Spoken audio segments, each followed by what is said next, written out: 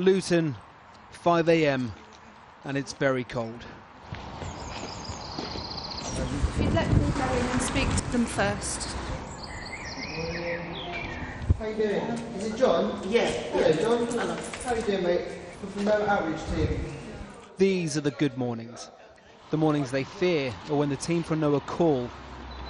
Is it comfy? But nobody answers back.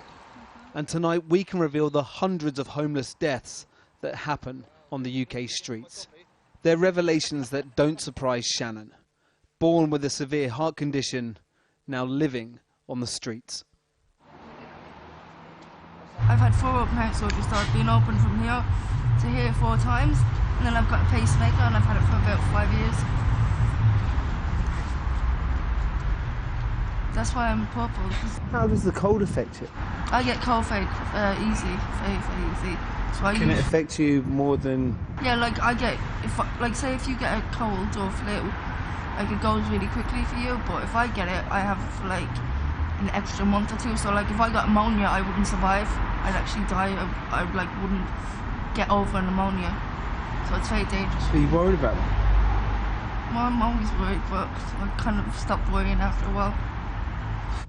Shannon and many others get checked each morning.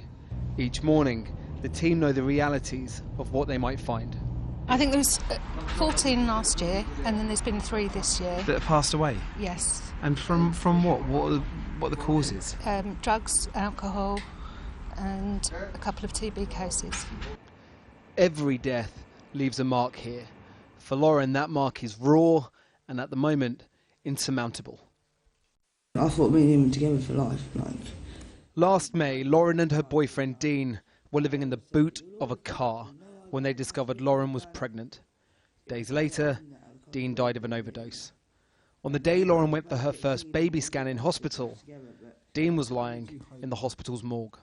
I wanted to see him, like, how he was, and he had a smile on his face, and it was like... And I didn't want to leave, do you know what I mean? I refused to leave when they had let me have him for see him for 5 minutes. But I refused to leave. But it was hard, but I've got a baby, so that's him. Tonight we can reveal that Dean's death was one of hundreds. For the last year, Channel 4 News, in collaboration with the Bureau of Investigative Journalism, have set out to count the number of homeless deaths. The research shows that in the last 18 months, at least 796 homeless people died across the UK. The vast majority were men. Few were old. The average age at death was just under 50. The youngest, only 18 years old. So the question is, just why are so many homeless people dying? Why are they dying so young? Well, the common myth is that they're all like Dean. It's all drug or alcohol issues or suicide. But some new research has proven that's just not the case. Vast numbers are dying from entirely preventable causes, and it's causing them to die decades earlier than they should. Healthcare needs to get out onto the streets, says the research by University College London. And that's what this van does, bringing screening and treatment to hostels and shelters. Because the research found that 1/3 of those that die on the streets die from treatable diseases. The most important thing about this is it's kind of myth-busting in the way that it shows that, yes, people were still dying of drug overdoses and suicides, but actually they're dying of the same things that everyone else, that you and I will ultimately die of, heart disease and cancer.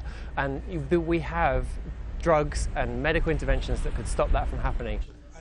For those on the streets with chaotic lives and chronic conditions like Andrew, this van is their only access to healthcare. I show the cameras, yeah. I got 2 hernias, so what they're saying is. And how long have you had those for? 2 years.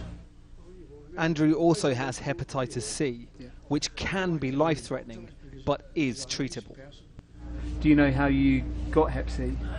Sharing needles. You got hit from sharing needles? It was me, sorry. It's okay. It's all right, mate. The Ministry for Housing say 1 death on our streets is too many. They're investing £1.2 billion to tackle homelessness and end rough sleeping, and are committed to conducting independent reviews into the deaths of rough sleepers. But their focus is to stop people from becoming homeless in the first place. A nation's greatness is measured by how it treats its weakest members, so the saying goes. The evidence etched on these faces suggests this nation is failing.